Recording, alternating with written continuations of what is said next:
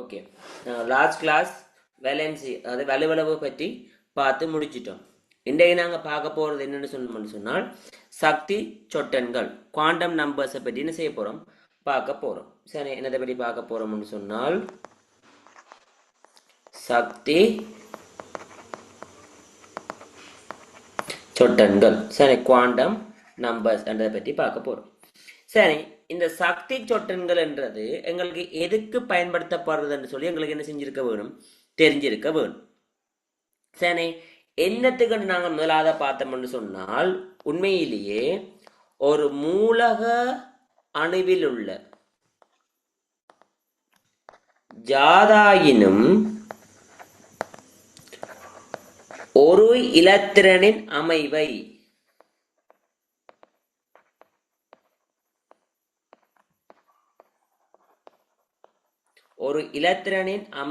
அறிய நாங்கள் எத்தனை வகையான சக்தி சொட்டங்களை பயன்படுத்துறோம்டா 4 சக்தி சொட்டங்கள் பயன்படுத்தப்படுது. 4 சக்தி சொட்டங்கள்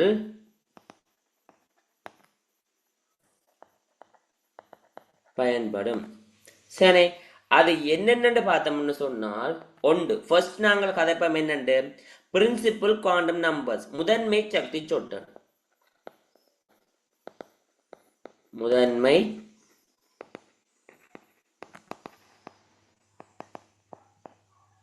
சக்தி சொட்டன் பிரின்சிபல் குவாண்டம் நம்பர்ஸ். செகண்ட் சொல்லுவோம் நாங்கள் என்னண்டு உண்மையை அசிமுதல் என்ற கதைப்போம், அல்லது கோண உந்த சக்தி சொட்டன் என்று செய்வோம் கதைப்போம், அல்லது என்ன உபசக்தி சொட்டன் அல்லது திசைவல் சக்தி சொட்டன், அப்படி நிறைய பேர் அதுக்கு தமிழ்ல இருக்கு. இங்கிலீஷ்ல நாங்கள் கோமனா என்னது அசிமுதல் என்று செய்வோம், கதைச்சு கொள்வோம். ரெண்டாவது என்ன உபசக்தி சொட்டன், உபசக்தி சொட்டன் என்ன கதைக்கலாம், அல்லது என்னது திசைவில் என்று கதைக்கலாம், திசைவில் சக்தி சொட்டன், அல்லது என்ன கதைக்கலாம் கோண உந்த சக்தி சொட்டன், கோண உந்த சக்தி சொட்டன், சரி என்று கதைக்கலாம். ரெண்டாவது விஷயம். சரி, இவரை நான் சிமோல் எண்ணிலால குறிப்பேன், இவரை நான் சிமோல் எல்லினால என்ன செய்வேன், குறிச்சு கொள்ளுவேன். மூன்றாவது நான் கதைக்க போறது என்னென்று காந்த சக்தி சொட்டன், காந்தம் மேக்னெட்டிக் குவாண்டம் நம்பர்ஸ். சரி, காந்த சக்தி சொட்டன், காந்த சக்தி சொட்டன். சரி, இவரை நான் என்னென்ன குறிப்பேன், எம்எல்லினால குறிப்பேன். நாலாவது கரங்கள் சக்தி சொட்டன், அதாவது ஸ்பின் குவாண்டம் நம்பர்ஸ், கரங்கள் சக்தி சொட்டன். சரி, இவரை நான் எம்எஸ் என்று செய்வேன், நான் கதைச்சு கொள்ளுவேன். அப்ப இந்த 4 சக்தி சொட்டன்களை பற்றி தான் நாங்க என்ன செய்ய போறோம், இதுல படிக்க போறோம். அதுல ஃபர்ஸ்ட் நான் கதைக்க போறது எங்கண்ட யாரை பற்றி என்று சொன்னால் முதன்மை சக்தி சொட்டன், சக்தி சொட்டன் என்னென்றதை பற்றி என்ன செய்ய போறேன், கதைக்க போறேன். அப்ப உண்மையிலேயே இந்த முதன்மை சக்தி சொட்டன்ன்றது என்னென்று பார்த்தோம்னு சொன்னால் அந்த நாங்கள் கதைக்க போற அந்த இலத்திரன் என்றது எந்த பிரதான சக்தி மட்டத்தில் இருக்கிறது என்றது என்ன செய்யப்படும், வகை குறிக்கப்படும். சரி, இது உண்மையிலேயே என்னென்று பார்த்தோம்னு சொன்னால் இலத்திரன்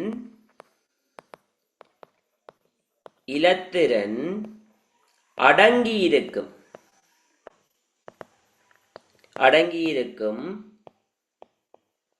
பிரதான சக்தி மட்டம் என்ன செய்யப்பட போகுது, இதன் மூலம் வகை குறிக்கப்படும், இதன் மூலம் என்ன ஐடென்டிஃபை பண்ணப்படும், வகை குறிக்கப்படும். சரி, ஓகே. அதால இதுல என்ன பிரச்சனை வரும்னு சொல்லி பார்த்தோம்னு சொன்னால் என்னதை நாங்கள் ஐடென்டிஃபை பண்ணக்கூடியதா இருக்கும்னு சொன்னால் கருவில் இருந்து சரி நியூக்ளியஸ்ல இருந்து எங்கட எலக்ட்ரான்ஸ் காணப்படும், இலத்திரன்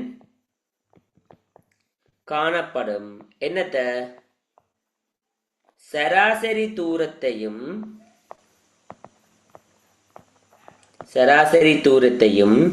இலத்திரனின் எங்களுடைய இலத்திரனின் தேறிய நெட் வேல்யூ தேறிய சக்தி நிலையையும்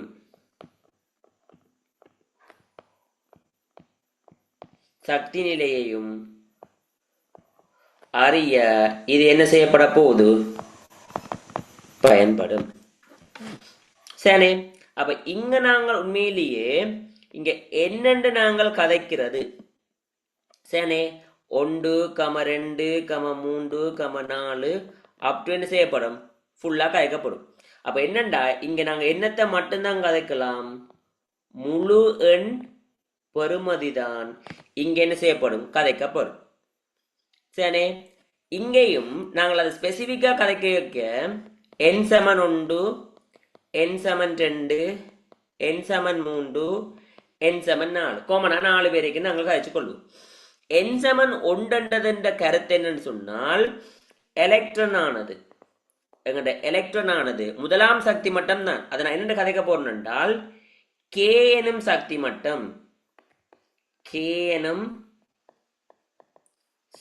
மட்டத்தில் உள்ளது. சரி, கே எனும் சக்தி மட்டத்தில் உள்ளது என்று கதைப்பு. ரெண்டண்டேக்கில் அதே எலக்ட்ரான் அவருக்கு நாங்கள் கேட்க போறோம் எல் என்று கதைப்பாங்க அல்லது எச் என்றும் என்ன செய்யலாம் நாங்கள் கதைச்சு கொள்ளலாம். சரி, எனும் சக்தி மட்டத்தில் உள்ளது. சரி, அதே மாதிரி 3 என் சமன் என்ன வர போதீங்க எம் எனும் சக்தி மட்டம். அதே மாதிரி எலக்ட்ரான்ன்றது எங்க கதைக்க போறோம் என் எனும் சக்தி மட்டத்தில் உள்ளது. இது கொமனா நாங்கள் கழிச்சு கொள்றது. சரி, முதன்மை சக்தி சுட்டல்ல ஏதாவது பிரச்சனை இருக்கா? எனி டவுட்ஸ் இருக்கா? நோ சார், கிளியர் ஆயிக்கலாம். ஓகே, சோ தேவையான ஸ்கிரீன்ஷாட் எடுங்க. நெக்ஸ்ட் நாங்கள் பார்க்க போறது என்னன்னு சொன்னோம்னால் எங்களோட அசிமுதல், அதாவது கோண அல்லது திசைவில் அல்லது உபசக்தி சுட்டனை பற்றி கேட்க போறோம். சரி, அப்ப என்னன்னு நாங்கள் அடுத்ததை பற்றி பார்க்க போறோம் என்றால் கோண உந்த சக்தி சொட்டன். சரி, கோண உந்த சக்தி சொட்டன். சரி, எல்லை பற்றி என்ன செய்ய போறோம் கதைக்க போறோம். அப்ப உண்மையிலேயே இது என்னத்தை பற்றி கதைக்க போறோம் என்றால் ஒவ்வொரு பிரதான சக்தி மட்டத்திலையும் உபசக்தி மட்டங்கள் இருக்கு. நாங்கள் கோமனா எஸ்பிடிஎஃப் என்ன செய்வோம் கழிச்சு கொள்வோம். அந்த உபசக்தி மட்டத்தை வகை குறிக்க போறதான் யார் இந்த கோண உந்த சக்தி சொட்டு. சரி, அப்ப இவருக்கு நாங்கள் கதைக்க போனோம் என்றால் என்னென்று பார்த்தோம் என்றால் பிரதான சக்தி மட்டத்தில்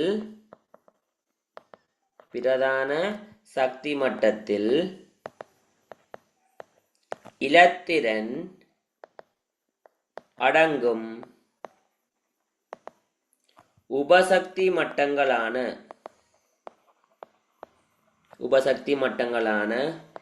S, P, D, F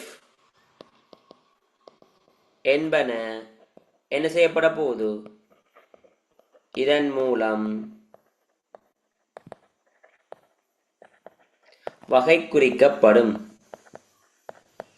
சரி, அதிலேயும் என்ன பிரச்சனை என்றால் எல் சமன் 0 என்று சொன்னால் 0 எனின் அது என்னத்தை குறிக்கும் எஸ் உபசக்தி மட்டத்தையும் எல் சமன் 1 அதே மாதிரி நான் யாராவது கழிக்க போறேன் எல் சமன் 2 எல் சமன் 3 வரைக்கும் கழிச்சா சரி. எல் சமன் 1 எனின் அது யார பி உபசக்தி மட்டத்தையும் எல் சமன் 2 என்றால் டி உபசக்தி மட்டத்தையும் எல் சமன் 3 என்றால் எஃப் என்ற உபசக்தி மட்டத்தையும் என்ன செய்ய போகுது வகை குறிக்க போகுது. சரி, வகை குறிக்க போகுது. அதுலயும் நாங்கள் ஸ்பெசிபிக்கா பார்க்கல என்னத்தை பற்றி கதைப்போம் என்றால் இந்த எல்லானது 0 இருந்து n வரையான என்னத்தை எடுக்கும் என்றால் முழு எண் பெருமானங்களை எடுக்கும். முழு எண் பெருமானங்களை என்ன செய்யக்கூடியது எடுக்கும். சரி, ஓகே. இப்ப இதுல நாங்க சின்ன ஒரு விஷயத்தை பற்றி நாங்க பார்த்தோம்னு சொன்னால், இப்ப என் சமன் ஒன்று பார்ப்போம். என் சமன் ஒன்றா உங்களுக்கு தெரியும், முதலாம் சக்தி மட்டத்துல எஸ் என்ற உபசக்தி மட்டம் தான் என்ன செய்யப்படும், காணப்படும். வேற எஸ்பி இருக்காது, டி இருக்காது, எஃப் இருக்காது முதலாம் சக்தி மட்டத்துல. அப்ப என் சமன் ஒன்றேக்குள்ள எங்களுக்கு எல் சமன் கட்டாயம் என்னவா தான் இருக்கும், 0. சரி, அப்ப இது என்னதை குறிக்குதுன்னு சொன்னால், இது முதலாம் சக்தி மட்டத்தில் உள்ள முதலாம் சக்தி மட்டத்தில் உள்ள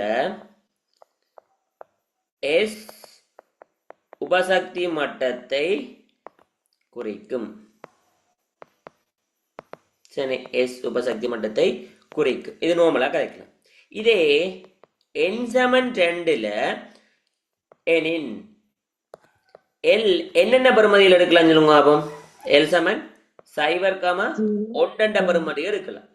அப்ப இது என்னத்தை குறிக்க போகுது, இதெல்லாம் இது இரண்டாம் சக்தி மட்டத்தில் உள்ள இது முறையே யார் யாரை குறிக்க போகுது, எஸ் பி உபசக்தி மட்டங்களை குறிக்கும். அதே மாதிரி என் சமன் 3 என்றால் உங்களுக்கு என்ன செய்யும், எல் சமன் 0,1,2. அப்ப இதோட கருத்து என்ன, மூன்றாம் சக்தி மட்டத்தில SPD எஸ் பி டி என்ன செய்ய போகுது, உங்களுக்கு வகை குறிக்க போகுது. அதே மாதிரி நாங்கள் யாருக்கும் கதைக்கலாம், என் சமன் 4 என்றால் எல் சமன் 0, 1, 2, 3. அப்ப 4ஆம் சக்தி மட்டத்தில் இருக்கிற okay good S P D F என்ற 4ஐயும் என்ன செய்ய போகுது, உங்களுக்கு வகை குறிக்க போகுது. இதுதான் எங்களுக்குரிய என்னது, கோண உந்த சக்தி சொட்டுடன் சம்பந்தமான. சரி, அது என்னென்னு கணிக்கிறோம், ஏற்கனவே சொன்னதானே, என்னென்னு கணிக்கிறோம், 0 தொடக்கம் n-1. அப்ப என்னது, 0ல இருந்து என்னக்கு பாரு என்ன போட போறோம், 4 - 1. அப்ப 0ல இருந்து 3, 0,3 இல்ல, 0ல் இருந்து 3 என்றால் 0, 1, 2, 3 முழுவன் பெருமானம். அதைத்தான் போட்டிருக்கோம். கிளியரா? Yes sir. ஓகே, இதுதான் கோண உந்த சக்தி சொட்டன் சம்பந்தமான விஷயம். சரி, இது முடிச்சு சின்ன விஷயம். அடுத்தது நாங்கள் பார்க்க போறது யார், எங்கன மேக்னெட்டிக் காந்த சக்தி சொட்டு. காந்த சக்தி சொட்டன். சரி, RML. சரி, அப்ப என்ன இந்த காந்த சக்தி சொட்டன் என்று பார்த்தால், இந்த உபசக்தி மட்டம் நாங்க முதலாவது பார்த்து பிரதான சக்தி மட்டம், இப்ப இந்த அதுல உபசக்தி மட்டம் பார்த்தோம். இப்ப நாங்க என்ன செய்ய போறோம் என்றால், அந்த உபசக்தி மட்டத்தில் இலத்திரன்கள் எந்த ஒழுக்கில் அமைஞ்சிருக்குன்னு செய்ய போறோம், பார்க்க போறோம். சரி, அதைத்தான் இது குறிக்குது. அப்ப இது என்னென்ன கதைக்கும் என்றால், இது உபசக்தி மட்டத்தில் இலத்திரன் அமைந்துள்ள ஒழுக்குகளை வகை குறிக்க பயன்படும். சரி, அதே நேரம் இவ் எண் ஆனது உபசக்தி மட்டத்தில் எத்தனை ஒழுக்குகள் உள்ளன என்பதையும் ஒழுக்குகளின் வடிவத்தையும் அறிய பயன்படும். அப்ப இதுல என்ன பார்த்தோம் என்று சொன்னால், இந்த ml ஆனது -L தொடக்கம் +L. சரி, -L தொடக்கம் +L வரையான வரையான முழுவன் பெருமானங்களை எடுக்கும்.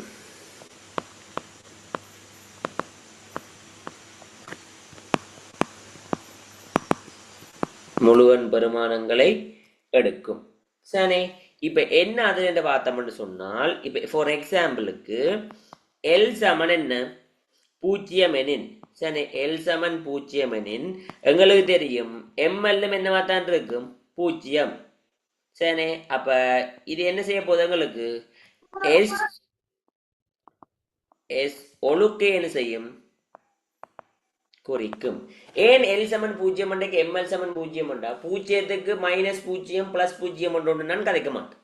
அதனாலதான் எல் சமன் ஒன்று என்னென்றால் எம்எல்லுக்கு என்னென்ன பெறுமதி வரும், மைனஸ் ஒன்று பூஜ்ஜியம் பிளஸ் ஒன். சரி, இது என்னத்தை குறிக்கும், பி ஒழுக்கு என்ன செய்யும், குறிக்கும். அதே மாதிரி எல் சமன் 2 எனின் எம்எல் சமன் மைனஸ் 2 மைனஸ் 1 பூஜ்ஜியம் பிளஸ் 1 பிளஸ் 2. குட், இது டி ஒழுக்கு என்ன செய்யும், குறிக்கும். அதே மாதிரி எல் சமன் 3 என்றால் எம்எல் சமன் minus 3 minus 2 minus 1 0 plus 1 plus 2 plus 3 plus 3. F orbital குறிக்கும். எஃப் ஒழுக்கு என்ன செய்ய போகுது, உங்களுக்கு குறிக்க போகுது. இதங்களுக்கு நார்மலா என்ன செஞ்சிருக்க வேண்டிய விஷயம் தெரிஞ்சிருக்க வேண்டும். சரி, நீங்கள் டியில் எங்களுக்கு தெரிஞ்சிருக்கவே என்ன, dxy dy z dx dx வர்க்கம் மைனஸ் y வர்க்கம் d z வர்க்கம் என்ன 5 ஒழுக்கு இருக்குன்னு என்ன செய்யணும், உங்களுக்கு தெரிஞ்சிருக்க வேணும். அது நார்மலா பேசிக்கா எங்களுக்கு இருக்கிற ஒரு விஷயமா தான் காணப்படுகிறது. சரி, ஓ சொல்லுங்க. அதுல எங்களுக்கு அது அப்படி ஒழுக்கெல்லாம் மீக்கிறான்னு சொல்லி தெரிஞ்சுக்கணும். அப்படின்னா அது மைனஸ்க்கு இது இது அப்படின்னு சொல்லி அப்படி சாரி புரியல. அப்படின்னா எஃப்எக்ஸ் எஃப்செட் எஃப்ஒய் அப்படி ஒழுக்க இருக்கிறேன்னு சொல்லி கட்டாயம் தெரிஞ்சுக்கணுமா? கட்டாயம் தெரிஞ்சிருக்கணும்ன்ற அவசியம் இல்லை. அப்படி இருக்குன்னு தெரிஞ்சிருந்தா ஈஸி. இப்போ ஈஸி உங்களுக்கு என்னென்ன கண்டுபிடிக்கிறது ஈஸியா, நீங்க பாருங்க நான் உங்களுக்கு சொல்லித்தரேன். அது பெரிய ஒரு கஷ்டமே இல்லை, எல்லாரும் கஷ்டம்னு யோசிக்கிறது, பட் சிம்பிள். இங்க பாருங்க 1 2 3 4 5. சரி, எல்லாம் ஈக்குவல் சைஸ் ஆயிருக்கு, நான் கொஞ்சம் பெருசாக்கிட்டேன். சரி, ஓகே. இதுல டீல தானே கதைக்க போறோம் உண்மையிலேயே. சரி, நான் என்னத்தை கதைக்க போறோம்டா எக்ஸ் ஒய் செட் 3 பேரை தான் கதைக்க போறோம். அப்ப என்னன்னு ஞாபகம் வச்சுக்கணும்னு சொன்னா நீங்க பாருங்க D D D D D. சரி, 5 டி. ஒன்று என்ன செய்யறதுன்னு சொன்னால் ஈஸி வே, எக்ஸையும் பையையும் சேர்த்து எழுதுறது என்னண்டு எக்ஸ் ஒய், புரிஞ்சுதா? அடுத்தது ஒய்யையும் சட்டையும் சேர்த்துடுறது என்னது ஒய் செட். அடுத்து என்ன செய்யறது, எக்ஸையும் சட்டையும் சேர்த்துடுறது எக்ஸ் செட். இது கஷ்டமா மூண்டும்? அடுத்தது எக்ஸும் பையன் தானே முன்னோக்கி இருக்குது, எக்ஸ் ஒய் செட் தானே நாங்க போடுவோம். அந்த எக்ஸ் வர்க்கம் மைனஸ் ஒய் வர்க்கம், புரியுதா? அடுத்தது ஆர் தனியா இருக்கிறது சோடி இல்லாமல் Z. அப்ப அவரோட Z வர்க்கம், அவ்வளவுதான். இது எதை ரிஃபர் பண்ணணும்னு சொல்லி தெரியாது. இது எதை ரிஃபர் பண்ணணும்ன்ற ஒரு அவசியமுமே இல்லை. இவர் dxy இருந்தால் இவர் dx என்னவா இருக்கலாம், yz இருக்கலாம். அல்லது இவர் என்னவா இருக்கலாம், dxy xz இருக்கலாம். இவரா இருக்கலாம், இவரா இருக்கணும். ஆனால் கட்டாயம் இந்த dxy தான் முதலாவது பாக்ஸா இருக்கணும் எந்த ஒரு அவசியமும் இல்ல. ஏனென்றால் இந்த பாக்ஸ் இருக்கிறது, இந்த பாக்ஸ் எல்லாமே எங்களுக்கு சைஸ் என்னவா இருக்கும், சேமா இருக்கும்.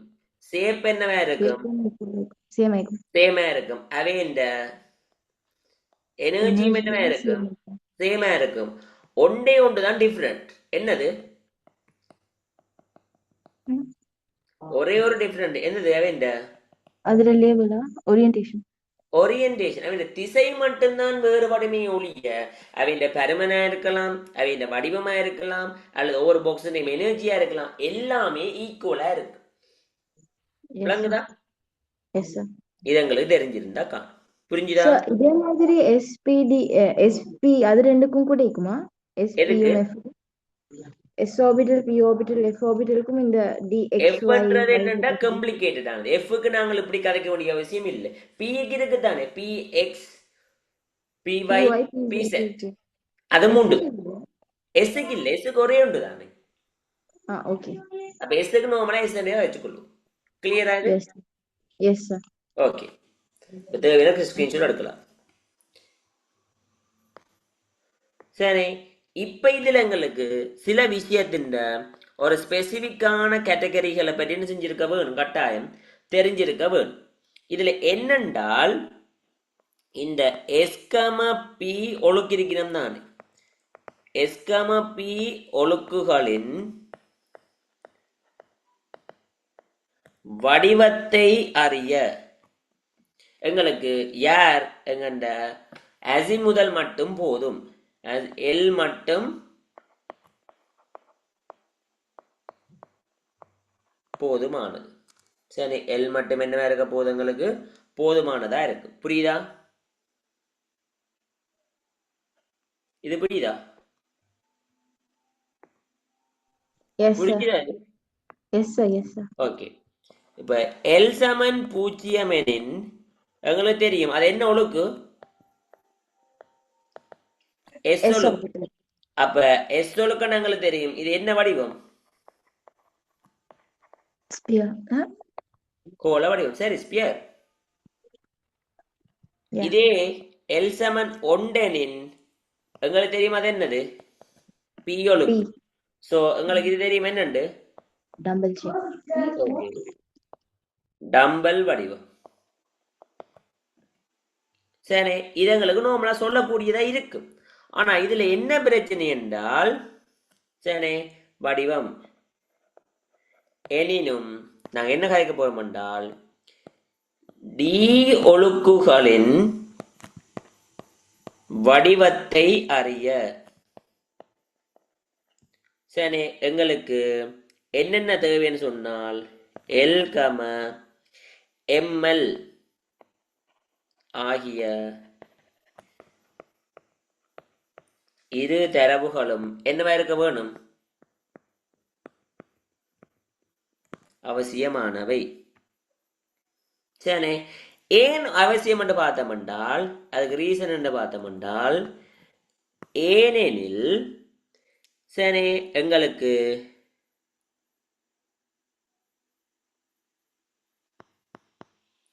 4D, 5D ஒழுக்குகள் எப்படி இருக்க போறது இல்ல, ஒரே வடிவமானவை அல்ல. ஒரே வடிவத்தில் என்ன செய்ய போறது இல்ல, அவையில் காணப்பட போறது இல்ல. அதனாலதான் எங்களுக்கு எல்லும் எம்எல்லும் 2 தடவும் என்னவா இருக்கும், கன்ஃபார்மா தெரிய வேணும். சரி, அப்ப ஒட்டு மொத்தமா நாங்க பார்த்தோம் என்றால், எனவே ஓபிட்டல் அல்லது ஒளிக்கின் வடிவத்தை அறிய எங்களுக்கு என்னென்ன தேவை, எல் கம எம்எல் ஆகிய இரு தரவுகள் எப்படிப்பட்டதா இருக்க போகுது, அவசியம். புரியுதா? இது புரிஞ்சுதா? சார் கொஞ்சம் வரங்கல்ல, இன்னொருக்கா கொஞ்சம் எக்ஸ்பிளைன் பண்ணுங்களா? அதாவது எங்க எஸ் கம பி என்ற 2 ஓபிட்டல்ஸ் இருக்கிற அந்த ஒழுக்குகள், எஸ் சார். அவைண்ட நாங்கள் வடிவத்தை அறியறதுக்கு எங்களுக்கு அசிமிதல் குவாண்டம் நம்பர்ஸ் மட்டும் போதும், வேற எதுவுமே எங்களுக்கு தேவையில்லை. ஏன், எங்களுக்கு எஸ் என்றா ஆல்வேஸ் அது என்னவா தான் இருக்கும், ஸ்பியர் கோள அதான் வடிவம் தான், ஸ்பியர். பி என்ற ஆல்வேஸ் என்னவா தான் இருக்கும், டம்பிள் ஷேப்ல தான் டம்பிள் ஷேப்பா தான் இருக்கும். ஆனால் இந்த டி ஒழுக்க பற்றி நாங்க பார்க்க போய்க்கல என்ன பிரச்சனைன்னு சொன்னால், டி இந்த எனர்ஜி லெவல் மாற மாற மாற அவையின் ஷேப்ஸும் என்ன செஞ்சு கொண்டு இருக்குது, மாறிக்கொண்டு இருக்குது. அப்ப நான் எல்ல மட்டும் வச்சுக்கொண்டு சொல்லிடுமோ, நோ எம்எல் எங்களுக்கு என்ன செய்ய வேணும், தெரிய வேணும், எதிரே இருக்கிறார் எங்க இருக்கிறார் சொல்லி என்ன செய்யணும், எங்களுக்கு தெரிஞ்சால்தான் எங்களுக்கு அதை பற்றி கதை கேளும். அப்ப எங்களுக்கு டீன்ற வடிவத்தை அறியறதுக்கு என்னென்ன தரவு தேவை, எல்லும் எல்லும் எம்எல்லும் தேவை. சரி. சார் அப்போ இதுல 4D 5D மட்டும் அது ரெண்டும் ஒரே மாதிரினா 3D அப்ப எந்த மாதிரி இருக்கும்? அதான் 4D 5D ஒழுக்கு ஒரே மாதிரியே இல்லைன்னு சொன்னா 3D 4D 5D எல்லாம் ஒரே மாதிரி இருக்குமோ, இல்ல இல்ல, அவே டிஃபரெண்ட். புரியுதா? அது எஸ். ஏன்னு சொன்னோம்டா இப்ப இது உங்களுக்கு ஒரு எக்ஸாம்பிள் போடுறேன் உங்களுக்கு ஈஸியா விளங்கும் பாருங்க இப்ப நான் என்ன சொல்றேன்னு சொன்னால் இப்ப dxy dxz dyz சரி மூன்று எடுக்கும் சரி இல்லை எங்களுக்கு சரி ஓர்டர்லேயே இருப்போம் dxy அடுத்தது yz dxz அதே மாதிரி dx வர்க்கம் மைனஸ் y வர்க்கம் dz வர்க்கம் சரிதானே இப்போ இவரை நான் என்ன எடுக்கிறேன் -2 இவர் -1 இவர் 0 ஆகவும் ஸோ இவரை +1 ஆகவும் இவர் என்னவாம எழுதுறேன் +2 என்ன பிரச்சனைன்னு சொன்னால் இந்த dxy dyz dxz எல்லாமே அவட வடிவத்தை பார்த்தீங்கள் என்றால் கிட்டத்தட்ட அப்ராக்சிமேட்லி என்னவா இருக்கும் கிட்டத்தட்ட ஒரே வடிவம் ஆனால் இவையில பார்த்தோம்னு சொன்னால் எப்படி இருக்க போயினும் வேறொரு வெவ்வேறு வடிவத்தில் என்ன செய்ய போயினோம் உண்மையிலேயே காணப்பட போயினோம் சரி அதாவது அவை நான் முதல் கதைக்கு உங்களுக்கு சொன்னேன் அந்த 5 பேர்ட்ட பாக்ஸும் என்னவா இருக்க போகுது ஒரே ஷேப்ஸ்ன்னு சொன்னேன் ஆனா அந்த ஷேப்ஸுக்குள்ளேயும் இப்ப டைடம்பல் தானே அந்த டைடம்பலுக்குள்ளேயும் அவை இந்த இருக்கிற அமைப்பு என்ன செய்யுது மாறுபடுது புரியுதா எஸ் சார். அதாலதான் இந்த இஷ்யூ கிளியரா எஸ் சார். சரி இப்ப நான் கேள்வி கேட்கிறேன் ஒரு ஓபிட்டலின் வடிவத்தை அறியறதுக்கு எங்களுக்கு தேவையான குவாண்டம் நம்பர்ஸ் என்னென்ன எல்லாம் எம்எஸ். எல்லும் எம்எல் இது எங்களுக்கு நார்மலா தெரிஞ்ச விஷயம் இதுல எந்த ஒரு குழப்பமும் இல்லை சரி இன்னொரு நோட் குட்டி நோட் பார்ப்போம் சரி இப்ப என்னென்றால் எல் சமன் 0 எனின் சரி அது எப்போதும் என்னதை குறிக்கும் எஸ் ஆர்பிட்டல் குறிக்கும். எஸ் உபசக்தி ஓகே எஸ் ஆர்பிட்டல் உபசக்தி மட்டத்தை என்ன செய்ய போகுது குறிக்கும் ஆனால் எம்எல் சமன் 0 என்பது சொல்லுங்க என்னதை குறிக்கும் எது வேணுமென்றாலும் குறிக்கும். எதுவாம் இருக்கலாம் எஸ் ஒழுக்கையோ அல்லது பி கம டி கம எஃப் ஒழுக்கையோ என்ன செய்யலாம் குறிக்கலாம் புரியுதா எஸ் சார். இதுல எனி டவுட்ஸ் நோ. ஓகே தேவையான ஸ்கிரீன்ஷாட்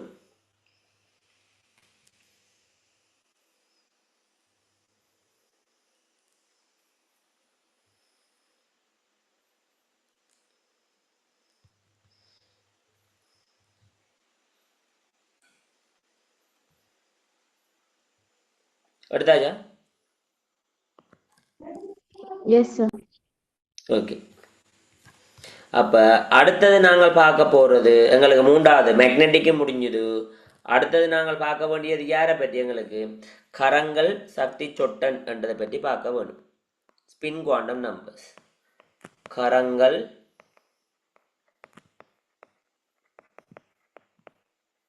சக்தி சொட்டன் எம்எஸ் சரி கரங்கள் சக்தி சொட்டன் அப்ப இந்த கரங்கள் சக்தி சொட்டன்ன்றது என்னதை பற்றி பார்த்தோம்னு சொன்னால் இந்த இலத்திரன்களானது என்ன செய்யப்படும் ஸ்பின் பண்ணி கொண்டு இருக்கும் ரொட்டேட் ஆகிக்கொண்டு இருக்க போகுது அவை எந்த திசையில ரொட்டேட் ஆயினம்ன்றதைத்தான் நாங்க என்ன செய்ய போறோம் இதை வச்சுக்கொண்டு கதைக்க போறோம் அதாவது குறித்த ஓர் ஒழுக்கில் அமைந்துள்ள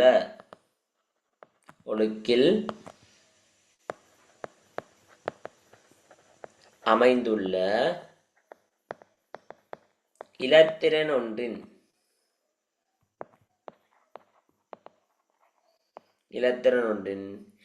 திசை கோட்படுத்தல் அதாவது எந்த திசையில திசை கோட்படுத்தல்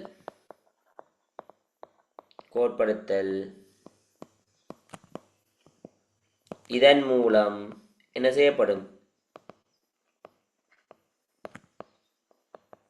வகை குறிக்கப்படும் அதாவது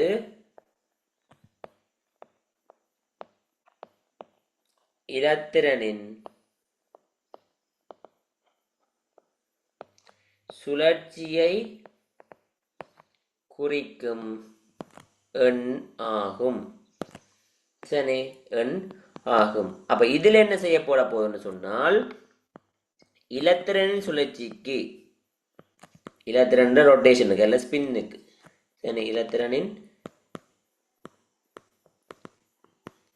சுழற்சிக்கு இரு திசைகள் மட்டும் சாத்தியமாகும். இரு திசைகள் மட்டும் சாத்தியமாகும். என்னென்ன திசை? ஒன்று எங்கட மணிக்கூட்டு திசைன்னு சொல்லுவோம். எது? எங்கட clockwise, Clockwise and anti-clockwise. Anticlockwise. சரி,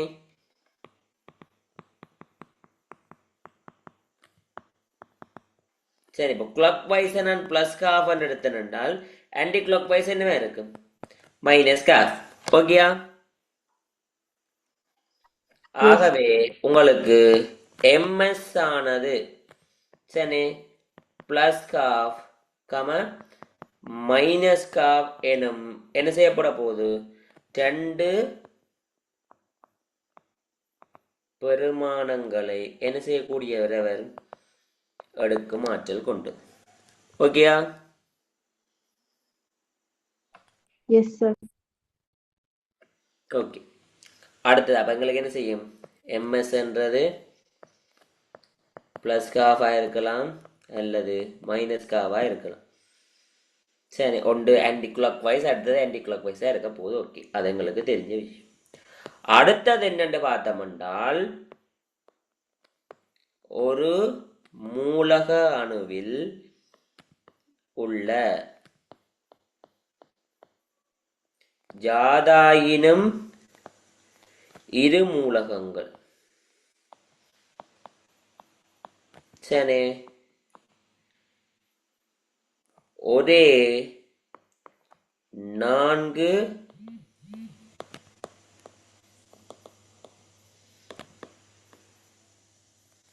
சொற்றன்களையும் என்ன செய்ய முடியாது? கொண்டிருக்க. சரி, இதைத்தான் நாங்கள் என்ன கதைக்கிறாங்க? பவுலியின்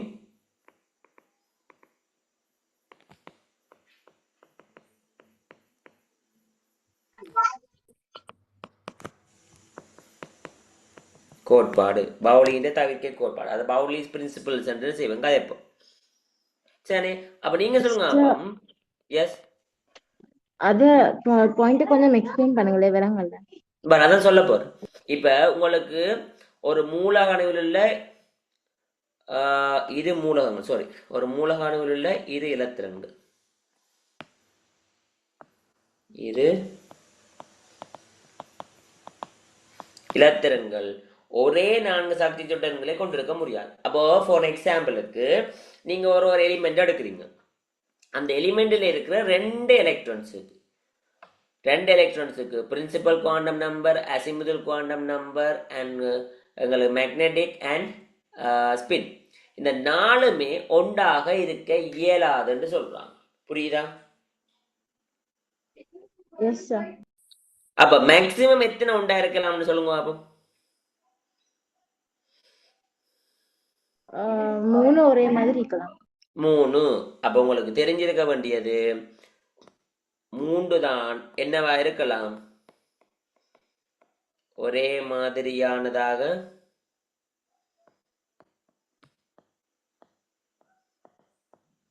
இருக்கலாம். புரியுதா? Yes sir. சரி, என்ன ஸ்கிரீன்ஷாட் எடுத்துக்கொள்ளும்.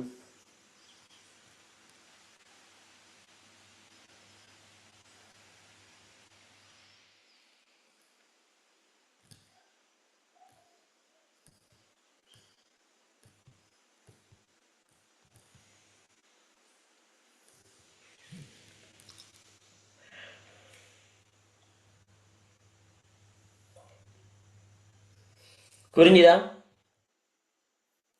Yes sir. புரிஞ்சுதா இது?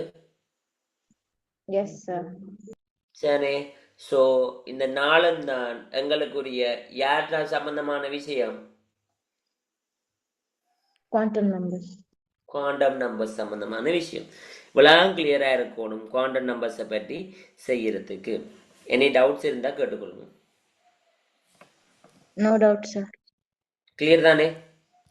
Yes, sir. ஓகே சரி, நான் இன்றைக்கு குவாண்டம் நம்பர்ஸ் மட்டும்தான் உங்களுக்கு எடுக்கிறேன். அடுத்தது என்ன சொன்னான், 12ஆம் தேதியிலிருந்து உங்களுக்கு 2 hours கிளாஸாக தான் நடக்கும். எப்போவுமே மார்னிங்கோ ஈவினிங்கோ ஏதோ உண்டு. அப்படி 2 டைமாக ஒரு நாளிலே நடக்கும்னு சொன்னால் 1.5 1.5 நடக்கும். 1 டைம் டேக்குள்ள 2 hours-ஆகவே நடந்து கொள்ளும். சரியா? Okay, sir. ஓகே, நான் எங்களுக்கு ஒரு ப்ராக்டிக்கல் இதால் கொழும்புக்கு நாளைக்கு நான் வலிக்கிறேன்னு அதனால தான் எடுக்கலாத சுச்சுவேஷன். 12 நான் ரிட்டர்ன் ஆகிடுவேன்.